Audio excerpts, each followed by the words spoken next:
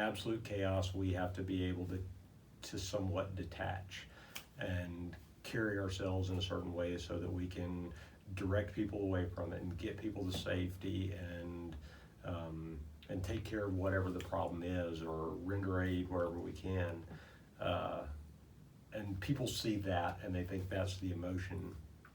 What they don't see is they don't see the hours after when we're able to think about what we've gone through and what the experience was and the emotional side effects of it and how it affects us. That's what people don't see, because we can't, if we're panicking during a crisis, people aren't going to follow us. They're not going to trust us to take care of them and help them. It's not that we're not affected, it's just we have to hold that in until we're away from the scene and away from that situation, so that we can help other people and do it calmly.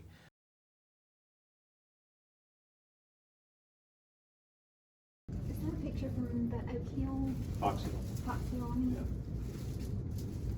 And this was during a hostage standoff that we had back in 2019. Hockey? Hostage. I'm so sorry. I heard hockey. I'm like, why are you What happened there? What was the story with that?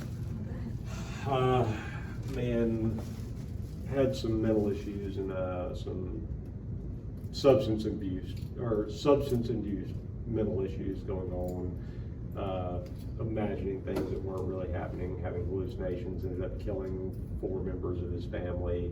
There were 2 little girls. We were able to get them out, and then ultimately we had to take a terminal option to end the situation.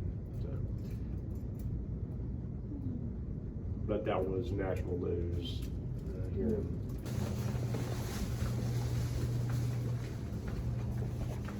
I told my little brother and mom, like, you guys are gonna have to see my photos in the police station with me.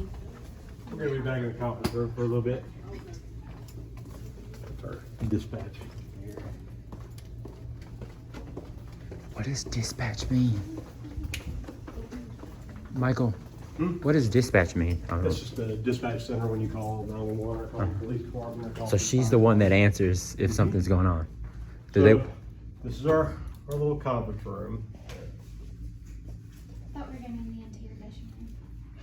Would you like to see the interrogation room? Yeah, let's do it. You can tell me a little bit more about, like, so is she here 24 hours a day? How does it work? That room is manned 24 hours a day, 7 days a week. There's always someone in there.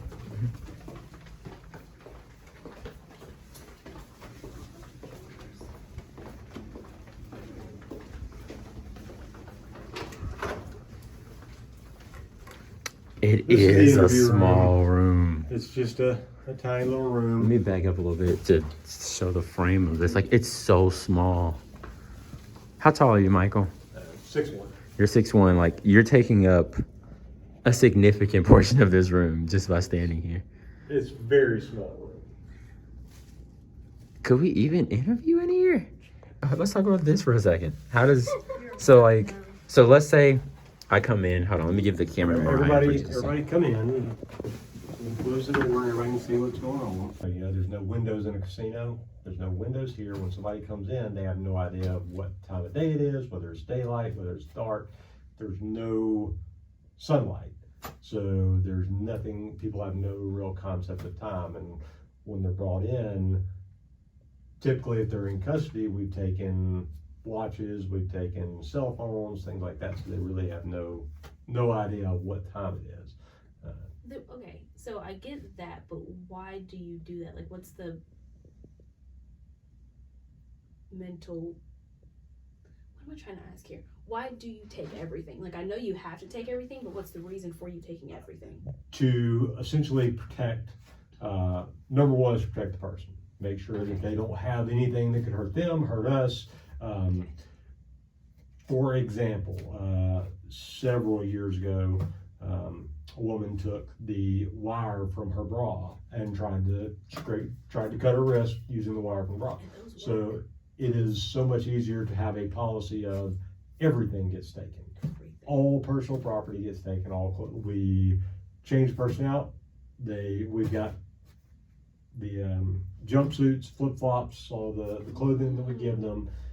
Other than that, everything gets taken because we don't know if their watch has something in it that they can cause injury to somebody else.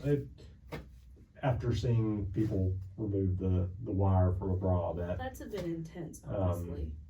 but it's much easier rather than having a policy that says you will take this, this, this, and this. Just Have a everything does. blanket policy of everyone. We take all their property, we catalog it so that they get everything back when they're released. But it's just much easier rather than trying to be selective on we're going to take these items and not these items. There's always like a loophole or Right. someone misses something. It's easier from a procedural and legal standpoint to say when you come in, you turn in all personal property, rings, jewelry, everything. So, Makes sense. Makes sense. non-custodial interviews, though, those people typically they'll come in and they still have watches and cell phones and things like that on, so we kind of lose that aspect from it. What do you mean by that? Non-custodial. If someone comes in for an interview and they are not in custody, they haven't been arrested, if they're a suspect in a crime, but we Okay. don't have enough to charge them, Mm. those are conducted a little bit differently. We're still watching for the same body language, still watching a lot of the same things, but we don't have the ability of saying, we can't put them in here and expect for 10 minutes to feel like 2 hours. It's just, we lose some things. But with non-custodial interviews, those you kind of have to be much more prepared in what your questions are. Everything has to be much more methodical. Are witnesses and suspects treated the same when they get in a room like this, like in the interrogation room, or is Somewhat. there something? It depends on the case. Okay. It really depends on the case. A witness, if we know they have nothing to it and they're just a witness, depending on what kind of information we're trying to extract from them, as far as if we're trying to pull details they may not have given in a previous statement or something like Mhm. that, we may kind of ask some questions where we're providing, okay, well, where we're giving a little bit of information and then trying to elicit more of a recall memory out of them. Whereas if they're just a witness to something and we don't really feel that they have something that they may have forgotten or something that happened in a peripheral that they didn't really focus on at the time, we'll just provide them with a statement form and get their statement, or have them come in and tell us kind of what's going on so that we've got it on recording. But witnesses are typically dealt with a lot softer than a suspect. As far as just suspects, we're trying to ultimately we want to get that confession. That makes things easy, or some piece of information that's going to link them to our charge or our crime. When you're on a case, like you show up to an incident. See how to phrase this? Sorry, like it's hard to even breathe in this room for me. Like I'm trying to hold my breath and hold the camera at the same time. It's a lot. But when you're on a case, like you show up to a scene, how do you guys go about gathering information that you're able to utilize when you get back into this room with the suspects? So our investigators, when they arrive on a scene, they're looking at it post-incident, as in basically creating a piece-by-piece systematic way of processing that scene, whether it be from starting with the inside and working their way out and expanding rings, or starting from the outside and working their way in. It's a very systematic procedure that the investigators go through as far as talking to any witnesses, finding out what was around, out information, get everything as thoroughly collected as possible, and then that's when their investigation begins as far as connecting the dots based on the physical evidence on scene. Do they file a report that you guys are able to see before you bring someone into custody? or? It completely depends on the situation, Mhm. whether or not it was, it varies from case to case. So, like, to you for a bit, because we've been talking about, like, police stuff. So, like, how long have you been doing this? Like, 22 years. I started April 1st of 2000 as a police officer. That was my first day. what were you doing? Well, how did you have any? How was your childhood? Like, did you have anyone in your family that were officers, or was this a whole new? My dad he was a military police officer in the National Guard for over 30 years. So that my entire childhood exposure to the military and military law enforcement, just kind of grew up with it. So was that the path that you were intending on choosing ever since you were a kid? Like, how was school for you? I wasn't a good student. I really wasn't into school. In my high school years, I decided that I wanted to enlist in the military, and upon graduation from high school, I enlisted in the United States Marine Corps and did 4 years on active duty as an infantry marine, and after that, came back home and went to school, and then got on with the police department and been here ever since. How was that, like, being in the military and in the Marines? Like, how was basic training to start off, you know? It really, it was difficult, but it was what I wanted to do, and I was driven towards it, and I just felt that's what I was supposed to be doing. So it was work hard to get it done, and Do you think most of the success or failure there is mindset? oh, absolutely. It's probably 75% physical, or 25% physical, and then 75% mental. It just based off of a person's drives in their heart and what their reason for wanting to be there is. I think that carries a lot in being able to accomplish the other tasks, as far as the physical tasks and the sleep deprivation and just the difficult things. If a person really wants to be there and they really want that title and they really want to do that job and they want to serve in that way, then I think that's what will carry a person through those challenges. Per night, how much sleep were you guys averaging in basic? Oh, I have no idea. Oh, like, I couldn't even tell you. Yeah. Do you sleep nowadays? Like, how much sleep do you get per night nowadays? I get usually a pretty good night's sleep. Some nights are better than others as far as just broken sleep, waking up in the middle of the night and things like that. But most nights I get 7 or 8 hours typically. Until 5:30. Until puppy decides it's time to wake me up and take my spot. Not that she needs to get up and do anything, she just wants where I'm laying. You have a puppy. I know your puppy, but you want to talk about Leia a little bit? Got a 2-year-old German Shepherd that she is a spoiled princess, but she's our baby. What's the story behind Leia? I never knew. Like, how'd you go about getting Leia? What made you decide that you wanted a dog? Well, living in an apartment, there are animal restrictions and things like that, and we've had cats for years. But a time came during the COVID pandemic that emotional support animals and the laws that allowed for them became a little more, I guess, commonly known.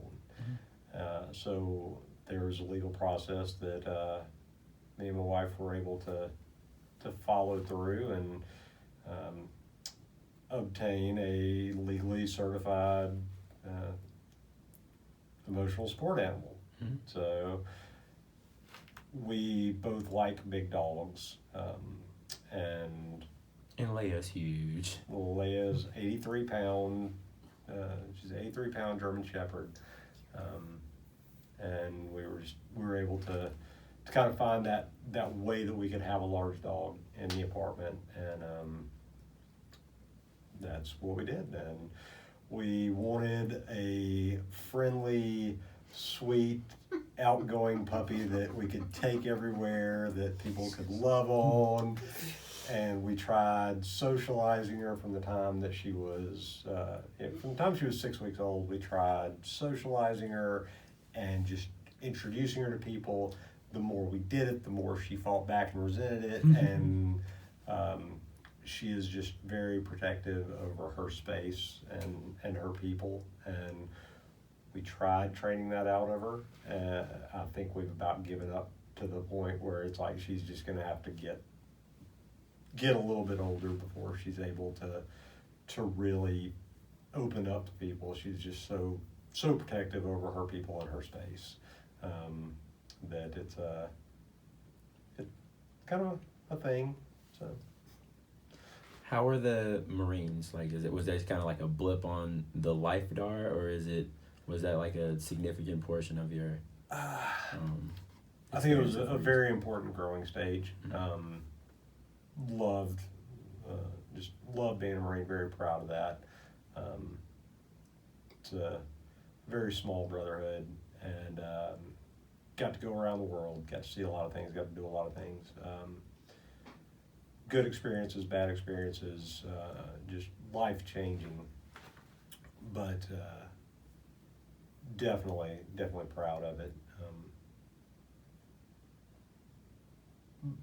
It was one of those kind of things where it shapes you as a person, really shows you what's important in life, and changes perceptions that you may have had as a child, as far as trusting in other people and developing friendships and relationships with people that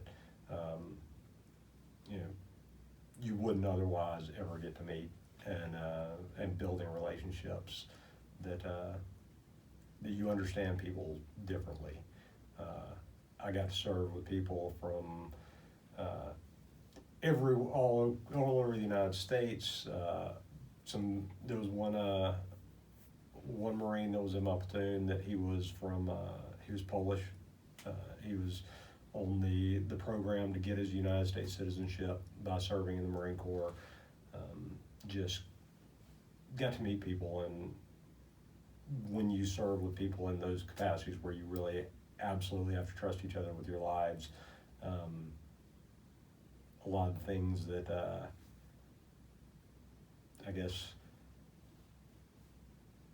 different things that are taught to us as kids about people, they don't matter.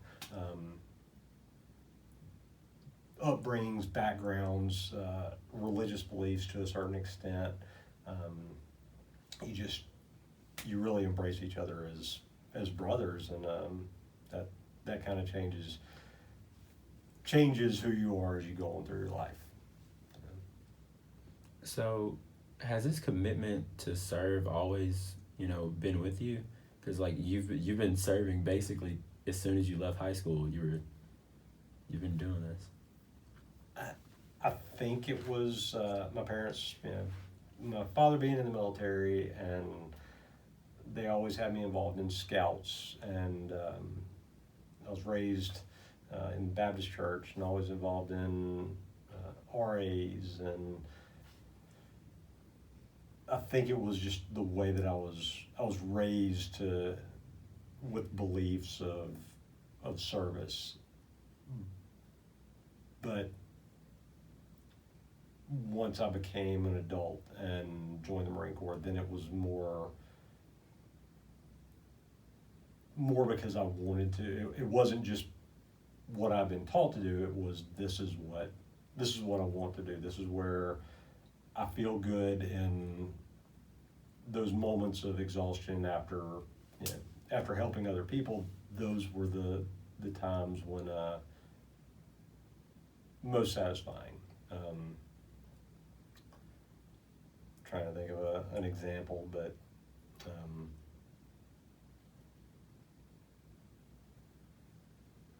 just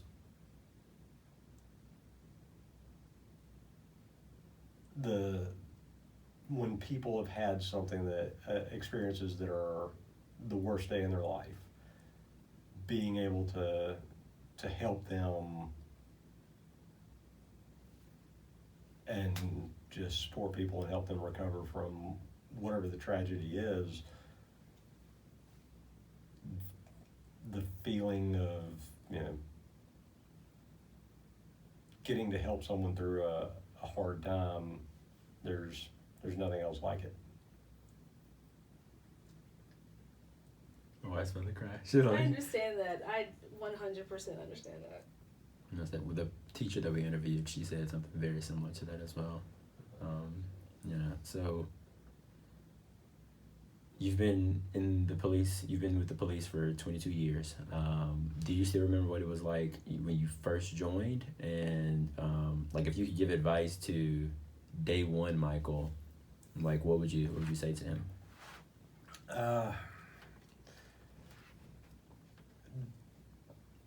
Day one was, I started with the police department. First thing that I did was go into the police academy, which was an experience very similar to going through Marine Corps boot camp. I knew that it was a basic training. It was just something that I had to do to learn how to do what my career was going to be.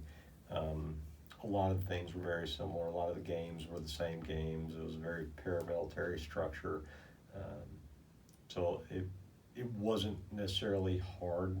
The police academy wasn't hard for me, but that was because I had already been through an experience similar to that. Other people that go through the police academy, that's the hardest thing they've ever done, being separated from family, being separated from friends, and just going through that indoctrination type period. That was the first 10 weeks of police work, was the academy setting, which was not very difficult for me. That wasn't the challenge. Getting out and doing police work in the community. I've been very fortunate here in the city of Clinton. The community supports police department. Always has. It's just it's a wonderful community, and we experience things a little differently than where a lot of officers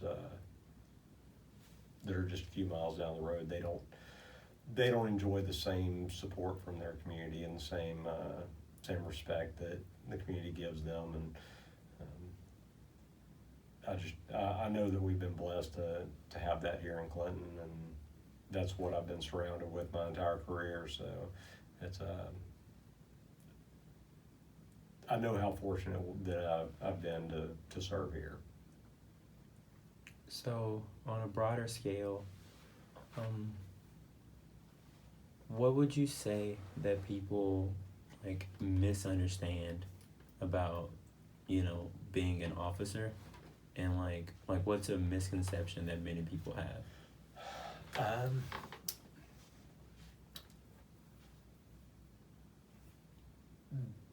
It's a job. It is a job that we take a lot of pride in, and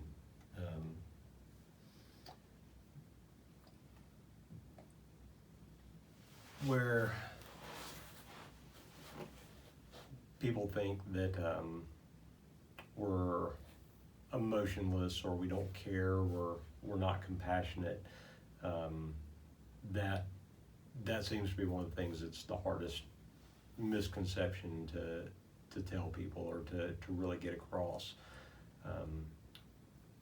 The truth of it, and the basic philosophies are, when there's absolute catastrophes going on, when there's chaos and people are dealing with their worst moment, if we seem affected, or if we seem deterred, or we have some emotion, we can't control the situation, we can't calm people.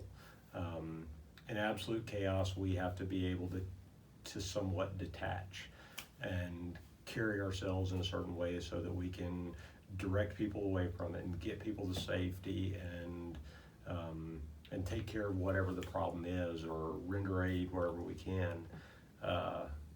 And people see that and they think that's the emotion. What they don't see is they don't see the hours after when we're able to think about what we've gone through and what the experience was and the emotional side effects of it and how it affects us. That's what people don't see, because we can't, if we're panicking during a crisis, people aren't going to follow us. They're not going to trust us to take care of them and help them. It's not that we're not affected, it's just we have to hold that in until we're away from the scene and away from that situation, so that we can help other people and do it calmly. And if people understood, we are affected, we do have the emotions, we do care, we just can't let that stop us from doing our job right then and there. There's always the effects afterwards. There's, you know, the human emotion side of it does come into play. It's just we have to kind of put that in our pocket until everything's okay, and then we can process and deal with it. And is there anything that people can do to, you know, help their local police departments?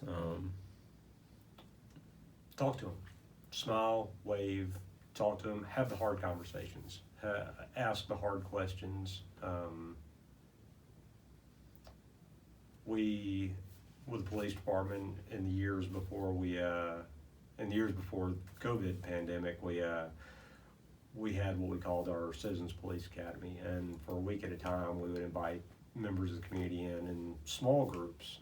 15 people was the max, and we would spend a week just getting to know our people in our community and telling them what the police department did and how we serve this community. And we always encourage people, and we kept it as a small group so that people could interact with us and we could develop relationships. And we could talk about the hard things, answer the questions that people want to know, what their police department's doing, why we do things a certain way.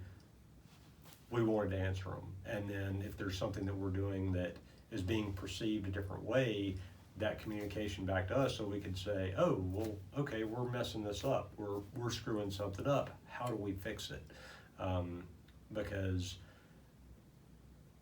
here at the Clinton Police Department, and just something that, you know, I hope is a theory or a belief throughout law enforcement around the world, when we've got something worth fighting for and we've got something we believe in, we protect and fight harder to keep our homes safe when we believe in it. So here in Clinton, this is my community, this is my family, and I will storm the gates of hell to protect it and fight with everything I've got.